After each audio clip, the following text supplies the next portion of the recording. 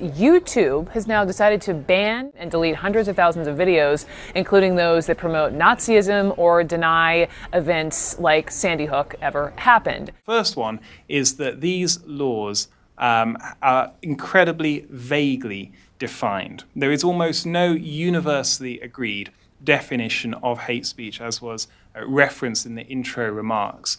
And the criminal code says this: whoever, in circumstances where his or her behavior is likely to arouse justified indignation, publicly disparages or insults a dogma, that person shall be liable to 6 months imprisonment. So here we see the disparagement or insult, not of a person, but of a dogma, of a belief, and that is a criminal offense.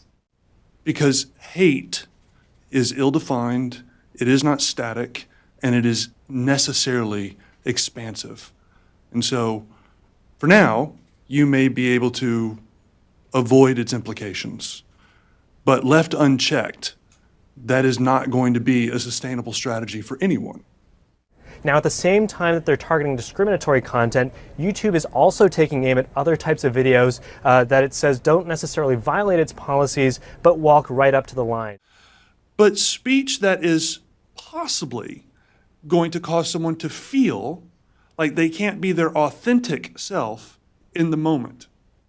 And so an entire hate industry has been created that needs a narrative of hatred for its own revenue stream to change attitudes and behaviors. So it's not only at this point a you can't say that culture, but also a you can't think that culture as well. YouTube is banning accounts that promote discrimination. The social media company says it will crack down on users connected to Sandy Hook massacre. Since the human capacity for judgment is what would discern truth from falsity and virtue from vice, it's human reason which is guilty of causing harm. As such, its operations must be thoroughly circumscribed or perhaps even altogether smothered.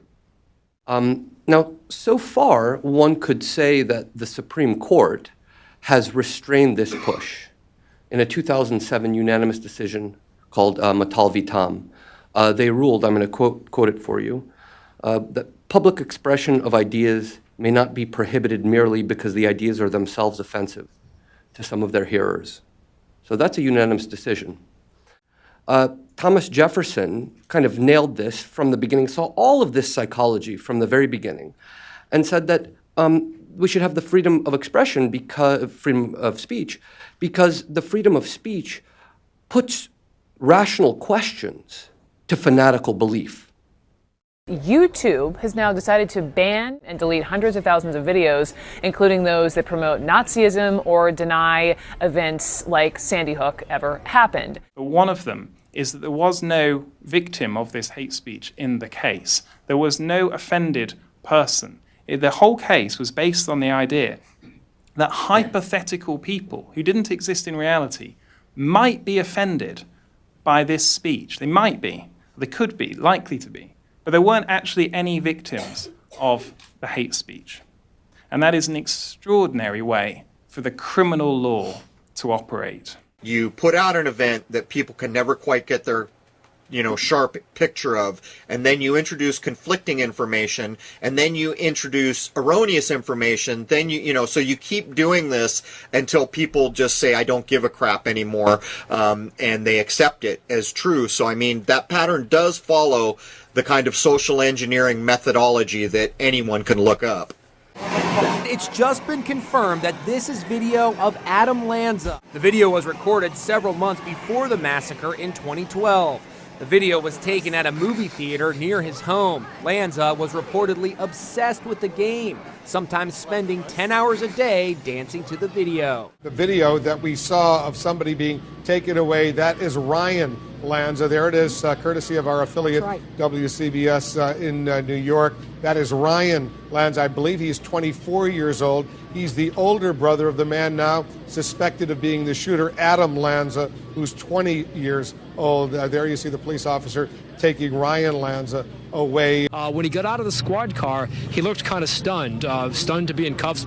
Can you imagine what this Ryan Lanza is going through? On a single day, he has lost his brother, his little brother, and he's lost his mother. And it remains to be seen, when police approached him, was he even aware of what had happened? They don't know how many people are involved. They don't know who else may have been in on whatever kind of planning or plot there was. What they do know is this is somebody who's likely to know the suspect, the dead suspect, very, very well. In this case, a brother. So they've got a lot of questions for this person. Ryan Lanza, 24, out of Hoboken, New Jersey, being led away in handcuffs. I imagine this is, as John described, authorities checking out all the family members. It's not clear whether he has any involvement. Is that right? There's nothing so far that we know of that makes this man, Ryan Lanza, complicit in this. There's no indication preliminarily or otherwise that says he had any real involvement in this. Is this the voice of Adam Lanza? Some little thing he experienced was the last straw, and he was overwhelmed by the life that he had. According to a report in the New York Daily News, it is. He didn't act really any differently than a human child would. The audio obtained by the Daily News is from an Oregon College radio show called Anarchy Radio. The man the paper identifies as Lanza wanted to discuss the death of a domesticated chimp named Travis with radio host and self-proclaimed anarchist John Zerzan. His attack can be seen entirely parallel to the attacks, random acts of violence that you bring up on your show every week. Committed by humans, which the mainstream also has no explanation for. And no. Actual human, I just don't think it would be such a stretch to say that he very well could have been a teenage mall shooter or something like that. And finally, he also said, civilization isn't something that just happens to gently exist without us having to do anything, because every newborn child, human child, is born in a chimp-like state, and civilization is only sustained by conditioning them for years on end. You know, you wouldn't accept these sorts of inconsistencies or bizarre coincidences or things that just don't make sense. Bullshit that was, a fraction as ridiculous. When you look closely, the details, they just collapse upon themselves. Video games and your kids. Is there a link between virtual violence and the real thing? A new study finds a link between violent games and aggressive behavior in children. Critics point to this, the appearance of weapons in video games, like this Remington assault rifle pictured in popular game Call of Duty. Kids are telling us that the longer they play and the more they play aggressive games, they start thinking in an aggressive way and they have more aggressive attitudes. The kinds of messages and images that they are putting in their minds, I think they're seeing nightly dress rehearsals for huge acts of violence. The warrants reveal a witness told investigators Adam rarely left that home, was a shut-in, and avid gamer who preferred Call of Duty. They found a number of computers and storage files in the home, along with a smashed computer hard drive on top of a desk in Adam's bedroom, multiple gaming consoles, 7 journals and drawings penned by Adam Lanza, and a holiday card with a check from Nancy to her son to purchase a firearm, also photos and articles. Public officials and other critics have raised concerns about the role of media and culture, particularly violent video games. There have been reports that the Newtown killer, Adam Lanza, spent hours playing games such as World of Warcraft. The Current has learned that investigators have speculated privately that Adam may have carried out the shooting in a manner consistent with video gaming. And also revealed today testimony from an unknown neighbor that Lanza spent lots of time in his basement playing violent video games. It's also clear Lanza was heavily involved with violent video games. A large collection of games was discovered in the search of his home. Sources say he spent countless hours alone in the basement of his home, in a private gaming room with the windows blacked out, honing his computer shooting skills. Investigators also believe violent video games played a role in Lanza's murderous fantasies, and a trove of material has been recovered from Lanza's basement. Tonight, no one yet seems to be able to answer the question why 20-year-old Adam Lanza, seen here in a photo provided to ABC News from 7 years ago, attacked the Newtown Elementary School. His bedroom and computer room, with their windows covered by black garbage bags, were the lair of a recluse. There was a shooting range target with holes in it, video games that authorities say he spent hours playing, an open gun safe with a teddy bear on top, and news clippings dating back to the 1890s that showed an obsession with mass murders, in particular the Columbine shootings. The newly released documents were seized by police during a search of Adam Lanza's home. At home where Lanza lived with his mother, the police search found 2 NRA certificates in the names of Nancy and Adam Lanza. Numerous books related to autism and books about Asperger's syndrome. They've been turned over to the FBI for analysis. And Scott, investigators hope they will reveal clues to a possible motive. The newly released documents were seized by police during a search of Adam Lanza's home. They include writings, including a book describing violence against children. Lanza was only in 5th grade then. Police also found 7 of Adam Lanza's journals inside his house here, as well as some of his drawings. They've been turned over to the FBI for analysis. And Scott, investigators hope they will reveal clues to a possible motive.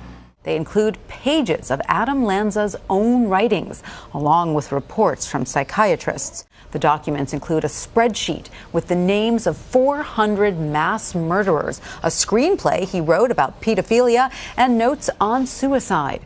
Newspaper clippings, personal notes, memoirs, drawings, and 7 journals written by Mr. Lanza, along with several of his drawings. There were some of these documents that were, found on his computer that I don't think were ever shared. As they combed through Lanza's home, investigators did find signs of a disturbed man, evidence of target practice, violent computer games and literature. Pictures of his bedroom show the windows covered by black trash bags. As for the ever-present question of why, investigators say we may never know. The newly released documents were seized by police during a search of Adam Lanza's home. In 2007, when Adam Lanza was 14, the report says the Yale Child Study Center diagnosed profound emotional disabilities and offered him a treatment plan. A concerned clinician emailed his father saying, "I told him he's living in a box right now, and the box will only get smaller over time if he doesn't get some treatment."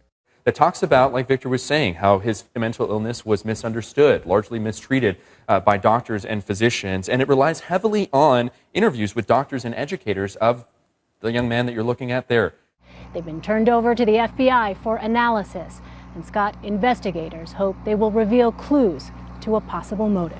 The report lists his diagnosed disorders. In 2005, he was diagnosed with Asperger's. He has extreme anxiety, obsessive compulsive disorder, as well as significant social impairment.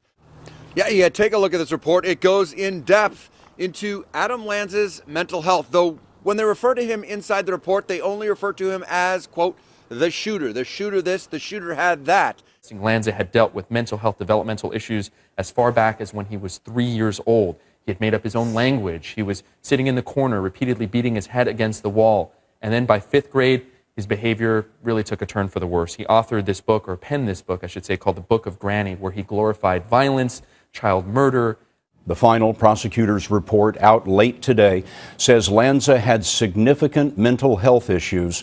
And although diagnosed with anxiety and extreme obsessive-compulsive disorder, he refused to take any medication. The report also addressed Lanza's mental health, saying he was diagnosed with Asperger's in 2005 and was described by doctors who treated him as presenting with significant social impairments and extreme anxiety.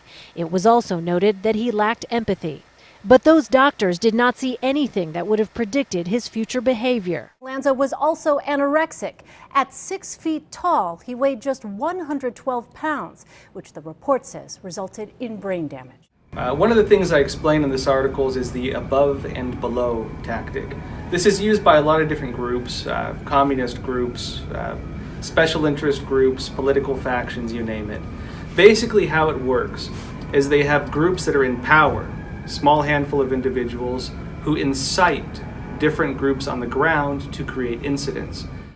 They create demand. They make it appear that the public wants a change. Politicians respond to it, media covers it, right? And then once they start covering it, once it appears in the public consciousness that the public wants something to change, then the politicians who incited this entire facade, this entire illusion, take that and they call for policy for change, or they call for investigations. This is how they use the tactic of above and below to do whatever they want in our society. It's a tactic that allows a small group of individuals to incite change in society. And I think when it comes to understanding the nature of what we see taking place, it's important to understand how this works and how other related strategies that tie to this work.